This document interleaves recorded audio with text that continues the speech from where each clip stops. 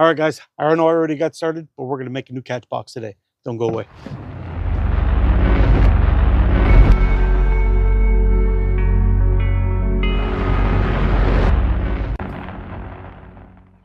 All right, we're going to start this video a little bit backwards. I'm going to show you the catch box, but it looks like all finished before we actually build it. But I'm going to head on up here, take some shots. But while I'm doing the shooting, you guys are going to be watching how I built this bad boy.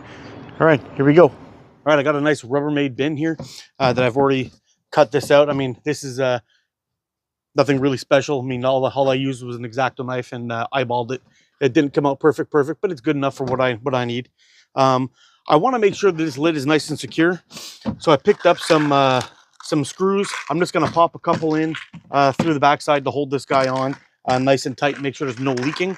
And also, I've got this pad here that I want to glue in on the inside back wall, just in case there's any, I have any that pass through the mesh. This will give it some shock absorption, I guess we can call it, and keep it safe from ripping through the back of my my catch box like my old one did. So I'm gonna go ahead and I'm gonna glue this guy in first. I'm gonna cut it out, glue it in, and then we're gonna go ahead and drill the holes in the top of the lid to make sure that everything stays where it belongs. All right.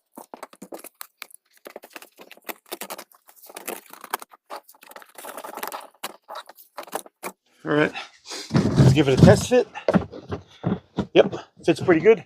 We just got to glue her in there now. All right, so to glue it in spot, I'm just going to use this this super glue here. This stuff is pretty serious, and it should hold on to it quite well, I think. That should be enough. Just add a little weight to it. Should be good soon. All right, so here we are. We pre-drilled the dowel rod so it wouldn't split. I attached it both sides with a single screw, and we're gonna staple the curtain on with that. The backstop's glued in, so it should help us avoid getting any pass-throughs and make our thing last a little longer. I used a simple single hole with a drywall screw inside each side, and it seems to work out just fine.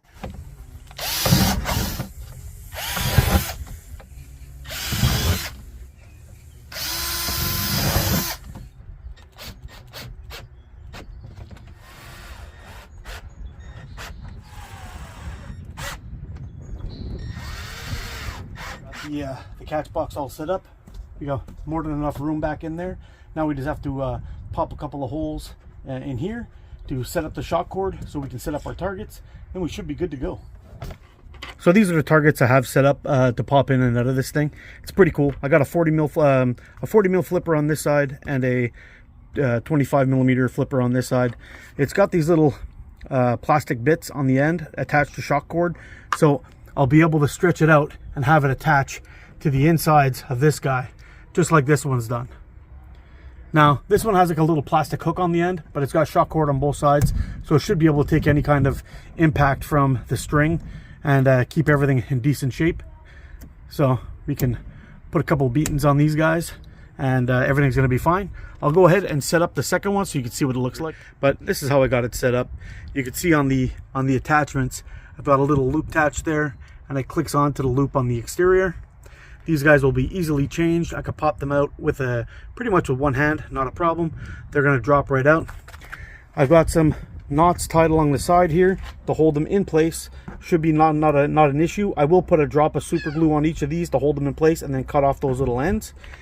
And we got a couple of them on both sides that will have to do that too. The only thing I'm disappointed in is I drilled my holes here after measuring it and thinking we're going to be okay, but I had my bottom row crashing into my top row. And if I'm actually looking at this, I might actually be able to get one more down here pretty low, but I don't think there's a need. I think this will be just fine. 4 decent sized targets to put a beating on. Now we just have to find a way to attach it to the fence, and we should be in business. I've got some quick change targets on here. We'll be able to pop them in and out quickly as long as I can see what I'm doing, which I can't right now, but anyway, easy enough. We'll be able to make a bunch of these and switch up all these targets.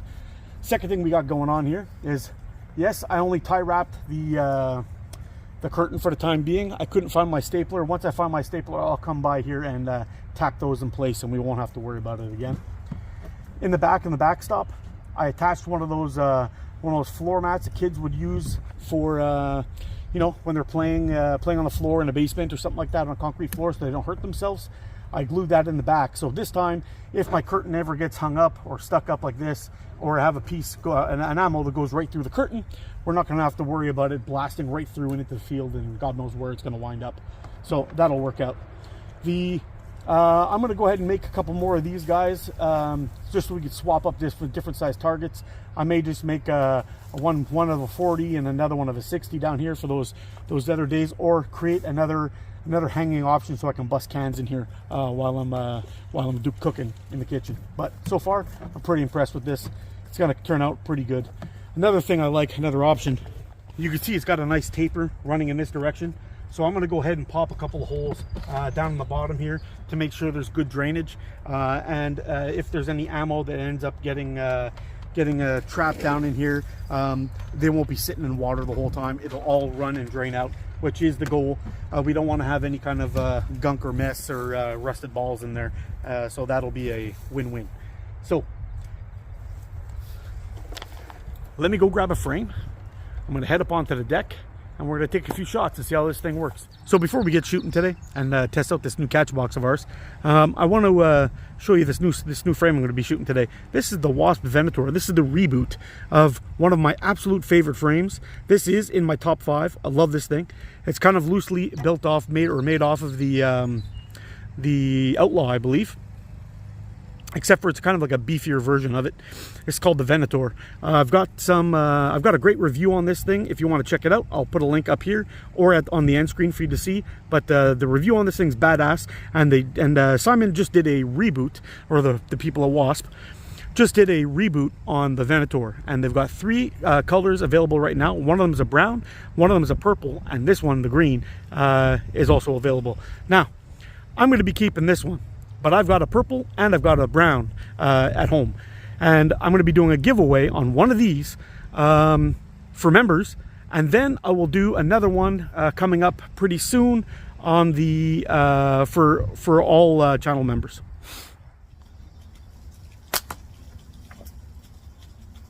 A little bit springy. There may be some modifications we're going to need to do, but I think it's going to be okay.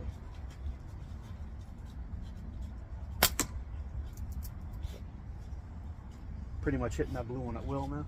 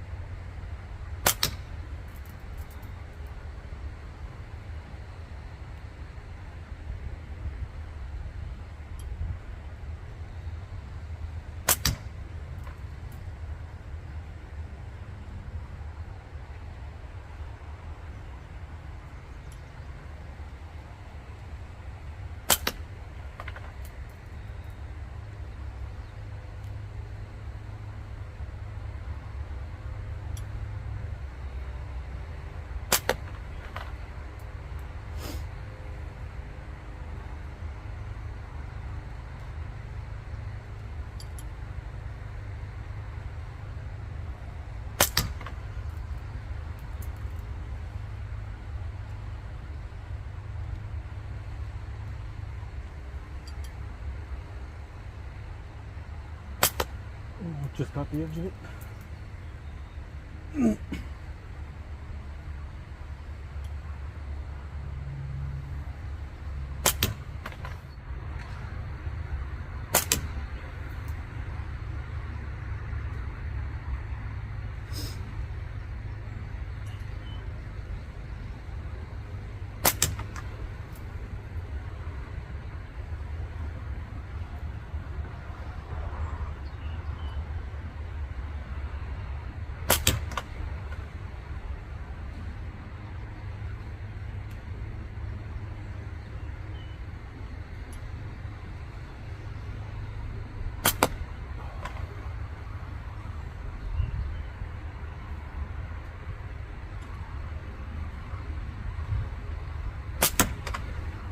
Alright guys, I'm pretty pleased with the way this thing turned out. It's a little bit higher than my old one too, so my top row is where is way above, it's even higher than the top of the box. The bottom one here, the bottom row is actually still higher than the only row I had on the blue one, so that's a win. I was shooting down a lot, now I'm shooting a little bit higher, which is better. Second thing, bottom row on the targets function 100% perfect, not an issue at all. The top end, though, I did have some bounce outs from the top. Not many, but I had enough to be a little bit on the concerned side. I would rather collect all my ammo and not just some of it. But I think that has to do with the tie wraps. I had the tie wraps turn on me, and when they turned from the hits, I had them more pushed out to the sides, so it was gripping on the container, and when they hit back, it stayed there. So that was an issue. But once we have this twisted out to where they're supposed to be, like this, the curtain should always flop right back into place, and it'll have a double layer, which will make it nice and sturdy too. So we should be good with that. I just got to fire in a couple of tacks and make sure it stays there, and then there won't be any issues whatsoever. So we got a 4 target box up on this wall now, and the good thing is actually from up there, I think you guys get a better view. Even once I have the canopy up there, it'll be reasonably covered by the sun. I'll be able to do some lives up there. It'll give you some shade. I can get the tablet up there. This is going to be a pretty good win, and the way this thing's set up is going to be much better. The only thing left I have to do is to puncture a couple of holes down at the bottom here for water drainage in case any liquid does get inside there, some rain, wet, or whatever, and we should be good to go. I'm not sure if I showed you how I had this attached on the inside there. It's probably a little dark, but I basically just tied it to the fence with a trucker's hitch. I drilled 2 holes through the pad in the back, and it functioned great. The pad on the back definitely took maybe took a couple of shots, but it doesn't show any damage at all. So this thing is an absolute win. I can't wait to put a few more rounds through this bad boy. All right, guys, so I'm going to wrap this one up. You guys stay safe, get on practice, be good to each other. I'll see you again soon. I love you guys. You're freaking awesome. Bye for now. Thanks for watching, guys. If you like this video, hit that thumbs up button for me and subscribe if you haven't already. Now, I know somebody's going to ask what's the distance I'm shooting at, and it's 11 meters. And I measured it with my rangefinder just today. So on this end screen here, I'm going to attach a couple of videos for you to check out. One of them is to be how I made my big catch box out of that water drum. And the other one is going to be my review of one of my all-time favorite slingshots, the Wasp Venator. I think you'll enjoy both those videos. Alright, that's all I got for you today. Hope you enjoyed the video. You guys stay safe and shoot straight, and I will see you again soon on the next one. Do I make this shot? Yep.